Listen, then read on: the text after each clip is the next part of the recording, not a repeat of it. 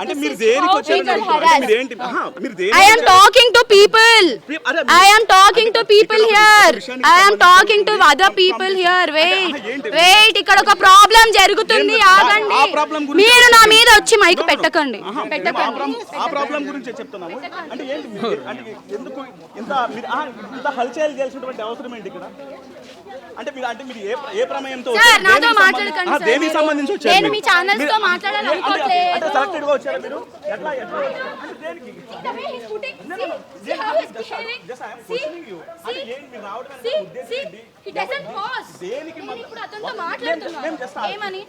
ఇప్పుడు మమ్మల్ని పంపించే బదులు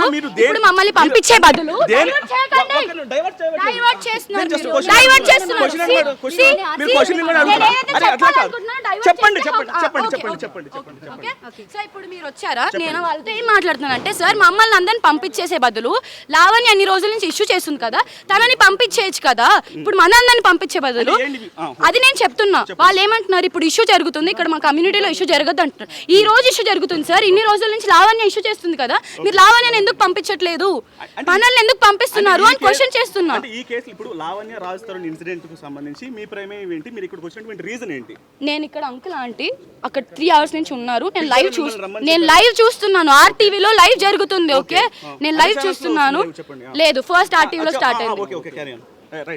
ఐ నో కదా, నేను చూసాను కదా, నాకు తెలుసు. ఓకే, సో నేను చూసాను, నేను వచ్చాను, వాటర్ తెచ్చాను, అది తెచ్చాను, నన్ను క్వశ్చన్ చేశారు, అడుగుతున్నాను. అప్పుడు నేను పోలీస్ వాళ్ళు వచ్చాకనే వచ్చాను, ఇప్పుడేం రాలేదు, నేను పొద్దున ఏం రాలేదు. ఓకే, ఇప్పుడే వచ్చాను, మాట్లాడుతున్నాను, అంతే. మీరు వచ్చారు, అంతే, సింపుల్. అంటే కాలనీ వాళ్ళు వికెట్ చేయడం అనే దానికి సంబంధించి ఇక్కడ న్యూసెన్స్ అనేది జరుగుతుంది, ఇమిడియట్ గా వెళ్ళిపోవాలని చెప్తున్నారు. అవును. సో మీరు వాళ్ళ మీద కూడా వాగ్వాదం వేసుకుంటున్నారు? వాగ్వాదం ఏం వేసుకోవట్లేదు, నేను వాగ్వాదం ఏం వేసుకోవట్లేదు, నేను వాగ్వాదం వేసుకోవట్లేదు. ఒక్క నిమిషం, మీరు మాట్లాడొద్దండి. మీరు క్వశ్చన్స్ కరెక్ట్ గా నేను కరెక్ట్ గా ఆన్సర్ ఇస్తా. స్ట్రైట్ గా అడగండి క్వశ్చన్, ఓంకార్ గా అడగకండి క్వశ్చన్. ఇన్సిడెంట్ కు సంబంధించి మీరు ఏం చెప్పాలనుకుంటున్నారు? అసలు ఇన్సిడెంట్ కు సంబంధించి ఇక్కడ జరుగుతున్న ఇన్సిడెంట్ ఇది రాజ్ తరుణ్ ఇల్లు. ఓకే, రాజ్ తరుణ్ వాళ్ళ పేరెంట్స్ వచ్చి ఇక్కడ మా ఇల్లు అని చెప్పి వచ్చారు. తను గెంటేసింది ముసలోళ్ళు, నీళ్లు లేక 3 hours నుంచి వాళ్ళ patients. Okay, I came here to give water and juice. Okay, తను వెళ్ళిపోతుందేమో, నా ఫోన్ ఇస్తుందేమో, వెళ్ళిపోయేటప్పుడు నా ఫోన్ ఉంది ఇక్కడ. ఓకే, తను వచ్చి దొంగతనం చేసుకొని వెళ్ళింది ఉదయ్ ఫోన్. అంటే మీరు 50,000 ఇవ్వాలంటూ కూడా లావణ్య గతంలో అన్ని ఇంటర్వ్యూస్ లో చెప్పింది. మీ ఫోన్ కేవలం 50,000 మీరు తీసుకున్నారు. ఆ 50,000 సరే, మా దగ్గర 50,000 లేక తను ఆ ఫోన్ తీసుకుంది. ఓకే, అలానే అనుకుందాం. అలా అన్నప్పుడు మేము మళ్ళీ ఎంబటినే 1,50,000 పెట్టి ఇంకో ఫోన్ కొనుక్కున్నాం. ఆ 50,000 ఇచ్చి ఆ ఫోన్ తీసుకోలేమా మేము? ఓకే, ఇప్పుడు ఈ ఇన్సిడెంట్ అంటే ఎందుకు మీ ఫోన్ తీసుకోవడానికి ప్రధాన రీజన్ ఏంటి? మా ఫోన్ తీసుకోవడానికి ప్రధాన రీజన్ ఏంటి అంటే, నేను డే 1 నుంచి లావణ్య వాళ్ళ ఇంటికి వచ్చినప్పటి నుంచి వీడియో రికార్డింగ్స్ అవన్నీ ఆ ఫోన్ లో ఉన్నాయి. అందుకే ఆ ఫోన్ ఎత్తుకెళ్ళిపోయింది. నాకు దగ్గర ఇప్పుడు ఏం ఎవిడెన్స్ లేడానికి కారణం ఆ ఫోన్ తన దగ్గర ఉంది. అందుకే ఇన్సిడెంట్ కు సంబంధించి మీరేమో లావణ్య వాళ్ళని నెట్టేసింది, ఇబ్బంది పడుతుంది, నాకు ఆ విషయం తెలిసి వచ్చానని చెప్పారు. బట్ లావణ్య తెలియజేస్తుంది 15 మంది వ్యక్తులను నేను పంపించాను, రౌడీయిజంగా తీసుకొని వచ్చారు, మమ్మల్ని ఇబ్బంది చేశారు. ఎవిడెన్స్ ఉందా? చూసారా? మరి నన్ను అడుగుతారు ఎందుకు ఆ క్వశ్చన్? ఐ డోంట్ నో కదా, I don't know those things. I don't know. మీరు చూసారా? ఒకసారి జరగండి, చెప్పండి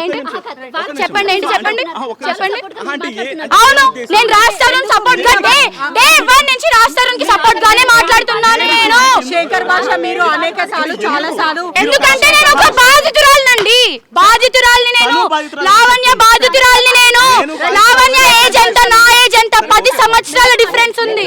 మీరు గట్టిగా మాట్లాడకండి, నేను మెల్లగా మాట్లాడతా. మీరు గట్టిగా మాట్లాడితే నేను ఇంకా అంతకంటే గట్టిగా మాట్లాడతా.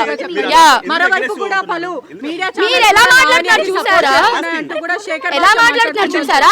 ఏది ఇప్పుడు వెళ్ళి లావణ్యని అడగండి. మీరు ఇలానే మైక్ పెట్టి లావణ్యని అడగండి. ఇలానే మైక్ పెట్టి ప్రీతికి డ్రగ్స్ అలవాటు చేశారా అడగండి.